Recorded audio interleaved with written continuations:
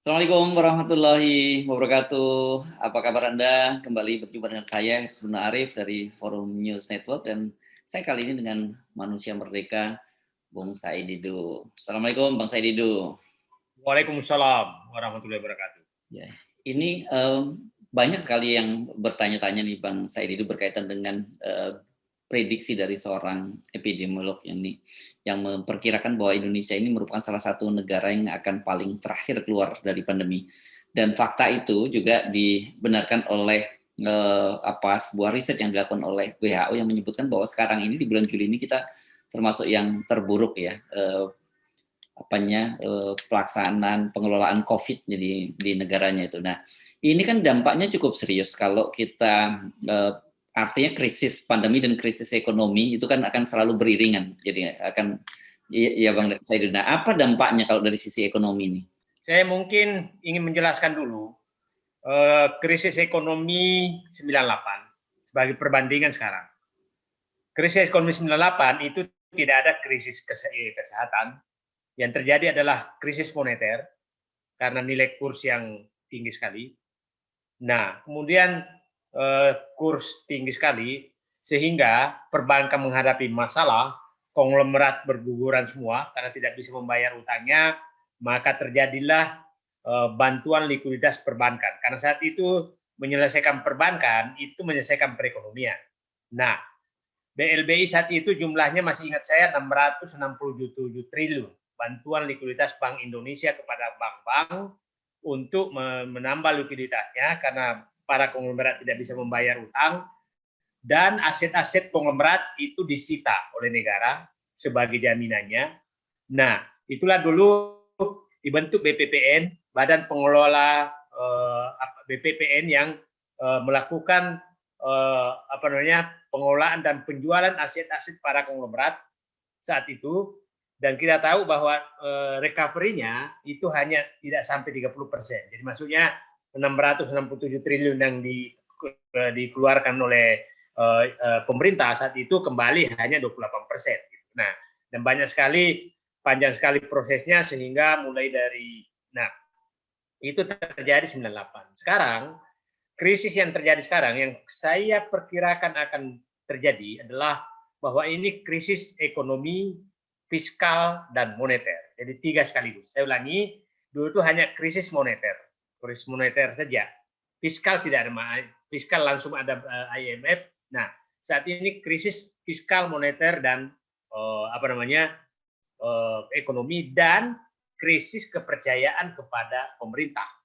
Itu yang terjadi. Jadi 4 krisis sekaligus. Nah, apa yang terjadi Mas Hersu kalau seperti ini? Maka yang terjadi adalah dulu adalah konglomerat yang menghadapi masalah, pemerintah nggak ada masalah, hanya fiskalnya saja yang bermasalah, maka dia perbaiki fiskal, ngambil kebijakan BLBI, maka ekonomi bisa jalan. Dan saat itu Pak Habibie langsung ngambil pemerintahan, dan Pak Habibie berhasil menumbuhkan kepercayaan. Jadi saat itu kepercayaan pemerintah tinggi sekali. Jadi, nah berbeda sekali sekarang. Nah, apa yang terjadi? Ini konglomerat tidak ada masalah, tidak menghadapi masalah. Konglomerat tidak ada masalah, maka yang menghadapi masalah adalah rakyat miskin karena daya beli turun, kelas menengah karena nggak bisa bayar utang, maka akan dibeli aset-asetnya oleh para konglomerat. Nah, yang menghadapi masalah kedua adalah pemerintah karena fiskalnya dan utang yang sangat besar. Nah, dan BUMN. Jadi masalah itu saya katakan yang masalah rakyat, non konglomerat, kemudian konglomerat tidak ada masalah, BUMN dan fiskal pemerintah. Jadi berbeda sekali anatominya. Apa yang terjadi kalau itu krisis seperti ini terjadi, maka kemungkinan besar konglomerat itu akan mengambil aset-aset kelas menengah, membeli dengan harga murah, kemudian dia akan membeli aset-aset pemerintah, aset-aset BUMN dengan harga murah. Nah, itu yang akan terjadi. Jadi menurut saya yang ini berat sekali krisis ini karena yang akan dirongrong adalah pemerintah, aset pemerintah dan aset kelas menengah dan kelas bawah oleh para konglomerat. Itu yang paling was-was saya terjadi. Ya. Mas.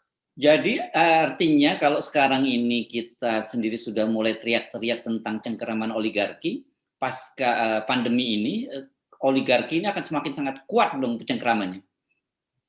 Saya perkirakan akan terjadi demikian, dan itulah dibutuhkan sebenarnya kebijakan afirmatif untuk menghindari terjadinya konglomerasi yang sangat menggurita akibat dampak pandemi ini. Karena saya katakan hampir semua energi pemerintah, keuangan pemerintah dibawa membiayai pandemi, sementara konglomerat ini happy-happy saja, membeli aset kiri kanan, tidak ada persoalan yang dihadapi. Nah, itu yang saya was-wasnya bahwa terjadi konglomerasi benar-benar yang betul-betul mencengkram. Nah, konglomerasi yang bisa terjadi bukan hanya konglomerasi itu, tapi yang terbayang oleh saya, Mas Hersu, adalah dengan nanti bangkrutnya BUMN. Perkiraan saya, bangkrutnya BUMN karena tidak layaknya proyek-proyek yang selama ini diberikan, jalan tol, bandara, pelabuhan, kereta api, kemungkinan besar karena tidak bisa membayar utang, pilihan bagi pemerintah adalah, karena ini pasti utangnya ke perbankan nasional, maka kalau tidak bisa dibayar, maka perbankan nasional tumbang, maka itu menjadi krisis multidimensi yang sangat berat. Nah, yang was-was saya adalah bahwa seluruh jalan tol yang kita banggakan itu jatuh ke asing, dan mulai sekarang terjadi. Kereta api akan jatuh ke asing, kemudian bandara, pelabuhan juga akan jatuh ke asing. Rakyat kelas menengah diserap, dihisap oleh konglomerat, maka ekonomi Indonesia betul dikendalikan oleh konglomerat dan asing. Itu yang saya was-was terjadi. Nah, ini kan sebenarnya tadi Anda bicara soal krisis kepercayaan. Bedanya kan pada Pak Habibie kuat itu karena saya ingat sekali bahwa salah satu langkah pertama dari Pak Habibie itu adalah membebaskan para tahanan politik. Iya kan, itu artinya ya itu kan menyatukan semua elemen bangsa. Nah, sementara kita ini sekarang kan pembelahannya sangat terasa. Walaupun sebagian dari para pendukung pemerintah sekarang juga mulai insaf gitu. Tetapi tentu saja berbeda sekali ya kohesinya gitu ya dengan zaman Pak Habibie dulu.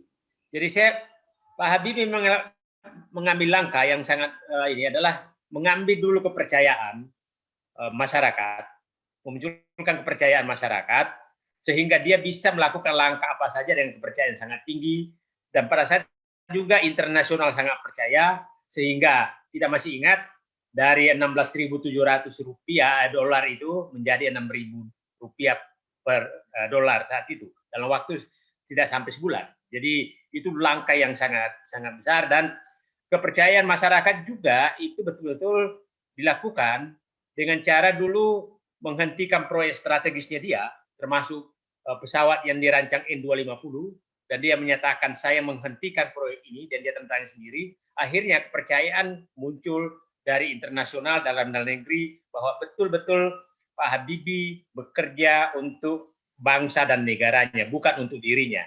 Berbeda dengan sekarang, bahwa di tengah pandemi masih tetap memunculkan proyek-proyek yang istri saya legacy pribadi, itu jalan tol walaupun nggak layak, kemudian kereta api cepat dan lain-lain. Itu menimbulkan ketidakpercayaan, dan saya yakin dunia internasional juga melihat ini ada ketidakpercayaan terhadap langkah-langkah kebijakan untuk menyelamatkan ekonomi dan rakyat Indonesia.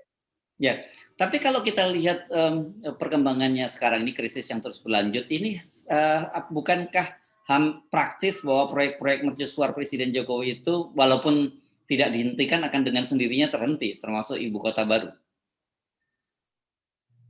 Ini saya tidak melihat tanda-tanda itu. Saya tidak melihat tanda-tanda itu karena di APBN 2022 yang direncanakan itu malah memberikan penyertaan modal negara yang 100 triliun lebih dengan 2021 itu untuk penyebangan jalan tol, kereta api dan lain-lain. Tidak ada tanda-tanda untuk itu. Jadi saya tidak ada melihat bahwa ada upaya untuk meningkatkan kepercayaan bahwa proyek-proyek yang tidak untuk menyelamatkan ekonomi rakyat itu diutamakan. Itu saya tidak melihat itu. Realitasnya nih Bang Saididu, kalau kita lihat situasi dan kondisi ekonomi, sosial dan politik, saya kira ambisi-ambisi ini bisa dipertanyakan gitu, karena orang juga bahkan orang mempertanyakan apakah pemerintahan Jokowi ini bisa bertahan sampai akhir, ya, ini pada tahun 2024. Kita jangan bicara 3 periode lah. Saya melihat begini, Mas. Ini karakter beliau agak berbeda. Sepertinya semakin banyak mengkritik, semakin nekat melakukan. Itu agak berbeda karakter Pak Presiden sekarang ini. Karakternya itu adalah ya apa yang kalian ini, saya menyatakan ini. Nah, jadi ada kesenangan melawan arus gitu. Jadi energinya itu ada kalau melawan arus. Nah, apapun yang dikemukakan itu, nah tapi mudah-mudahan dia berubah. Seperti umpamanya, tapi ya kasus rektor UI yang kita katakan bahwa melanggar, malah aturannya yang diubah. Itu masih segar sekali itu. Ya. Oke. Jadi dengan asumsi artinya kalau Presiden Jokowi bertahan sampai akhir periode gitu ya, apa yang akan terjadi? Karena bukan banyak orang, saya kira banyak epidemiolog yang memperkirakan bahwa sampai Pilpres 2024 pun pandemi ini masih belum selesai nih, Bang Said. Nah, saya lebih was-was karena begini, waktu krisis 98, negara yang paling lama menyelesaikan krisisnya adalah Indonesia. Itu yang paling lama. Itu sampai selesai itu Pak SBY kan menyelesaikan utang IMF 2006. Berarti 98 ke 2006. Baru dianggap dampak krisis itu selesai. Tapi BLBI tidak selesai. BLBI diselesaikan waktu Megawati. Apa yang menyebabkan ini tidak selesai? Karena kebijakan berubah-berubah, tidak konsisten. Nah, ini lebih parah lagi sekarang. Itu lebih tidak konsisten. Jangankan kebijakannya, namanya pun berubah-berubah walaupun implementasinya tetap sama. Jadi saya masih was-was. Oke lah, kalau 2000 ini agak panjang, saya menduga ya. Menduga, biasanya Mas Heru 2 tahun lalu kita banyak menduga, biasanya agak pas. Saya menduga bahwa BUMN akan habis dan aset-aset BUMN dibanggakan itu akan jatuh ke asing. Aset-aset bandara, pelabuhan, jalan tol, kereta api kelihatannya akan jatuh ke asing. Kemudian aset-aset yang lain, pertambangan juga kelihatannya akan masuk ke asing. Kemudian aset-aset pemerintah yang lain, aset-aset negara yang lain, aset ini akan terjadi konglomerasi baru, dan saya akan menduga bahwa konglomerasi baru lahir daripada oligarki yang ada dalam kekuasaan sekarang. Itu dugaan saya. Oke, kalau Anda menyebutkan bahwa akan muncul oligarki baru, terus kemudian menguasai aset-aset BUMN, bukankah kemarin Menteri BUMN Erick Thohir mengajukan semacam PMN, gitu ya? Mengajukan PMN sebanyak 772 triliun dan sebagian besar itu peruntukannya untuk BUMN karya. Nah, ini kan yang terjadi begini. Itu kan PMN ini diberikan untuk menyelesaikan target jalan tol yang ada, kereta api yang ada. Nah, setelah selesai itu akan muncul beban yang sangat besar karena ini proyek tidak layak. Maka terjadi beban untuk bayar utang, beban operasional, beban bunga. Maka pilihannya saat itu adalah BUMN-nya bangkrut atau asetnya dijual. Nah, asetnya dijual. Jadi kira-kira kalau terus maka 2022, 2023 saya mulai alami 2023 itu adalah awal daripada udah menjual aset BUMN karena sangat tidak layak. Jadi percaya saya itu akan terjadi. Kertajati akan dibeli oleh siapa, kereta api cepat dibeli siapa, tol dibeli oleh siapa. Nah, tol sekarang kan 54 ruas sudah mau dilelang. Berapa 12 ruas? 12 ruas mau dilelang dan asing sudah siap 54 triliun. Jadi itu kira-kira menurut saya krisis ini menyebabkan terjadinya kooptasi ekonomi oleh asing terhadap infrastruktur strategis yang dimiliki Indonesia dan kooptasi konglomerat kepada kelas menengah Indonesia untuk mengambil aset-asetnya sehingga terjadi konglomerasi baru. Jadi perkiraan saya bisa menyimpulkan begini bahwa pandemi ya sudah menyebabkan krisis 4 pilar, berbasis 4 pilar krisis, yaitu krisis kepemimpinan, krisis fiskal, krisis moneter, dan krisis ekonomi. 4 krisis itu menyebabkan terjadinya kooptasi, ada 3 yang terjadi, kooptasi aset-aset strategis nasional oleh asing, kemudian kooptasi atau absorpsi aset-aset kelas menengah oleh para konglomerat. Yang ketiga adalah terjadinya oligarki baru dalam hal penguasaan di Indonesia, karena kekuasaan Indonesia karena kelas menengahnya habis. Ya, oke. Kecuali kalau kemudian muncul figur yang sangat kuat ya, dan itu figur itu pasti tidak, maksud saya tidak ada apanya dengan koneksinya dengan kalangan oligarki. Walaupun itu andai-andai yang kayaknya agak susah gitu, saya bayangkan bisa terjadi kalau tidak ada perubahan yang cukup fundamental. Saya berharap muncul kesadaran baru, pemimpin sekarang menyadari bahwa bangsanya memang lagi terancam, maka dia memerlukan figur kuat untuk mempersatukan bangsa kembali dan membelokkan arah pembangunan dirancang ya, untuk menghindari jurang yang akan terjadi di depan yang saya sebutkan tadi. Nah, jadi memang harus muncul pemimpin kuat untuk merubah, menurut saya bukan lagi hanya ini, karena untuk menghindari terjadinya oligarki baru, dan oligarki baru itu sebenarnya orang-orangnya sama, pemainnya penguasa yang ganti, agar mampu dan berani membelokkan kebijakan-kebijakan agar tidak terjadi hilangnya aset-aset negara ini oleh kooptasi asing dan konglomerat. Ya, jadi kalau kita ngomong para konglomerasi ini, kalau di level menengah sampai bawah ini berantakan, kalau mereka ini sekarang bukannya berantakan tapi semakin kuat gitu ya. Data menunjukkan bahwa orang kaya Indonesia semakin tinggi, dan itu datanya fix dan saya yakin benar. Ya, kenapa, pertanyaan Mas Heru, kenapa mereka tambah kaya? Itu kan pertanyaannya. Nah, perlu saya jelaskan, mereka tambah kaya karena dia mendapatkan